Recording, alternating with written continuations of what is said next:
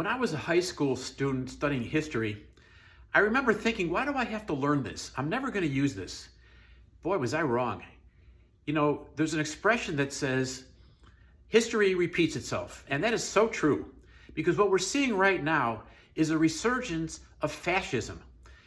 Rachel Maddow wrote an incredible book called Prequel, where she talks about the history of fascism in the United States. And she talks about beginning like with Jim Crow, and then going into the 1920s and early 30s, where the rise of Nazism was coming through all through Europe and well into the United States. She talks about Huey Long and the control he had and the fascist state that he created, and Henry Ford and all these people that were involved in fascism.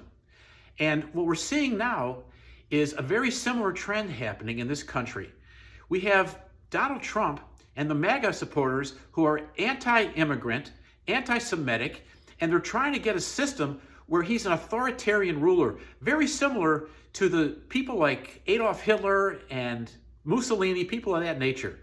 So we're seeing an increase in this, and all throughout Europe. Recently, in Germany, the far-right party won an election. First time this party or a party of this nature has won an election since the Nazis won an election in the 1930s.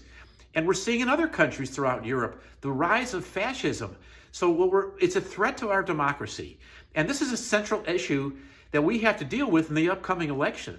Do we want to have a democracy where people have individual rights and can vote on things? Or do we want to have an authoritarian ruler and go back to a fascist state? The choice is going to be up to you as a voter. Follow me at KleinOnLitigation.com.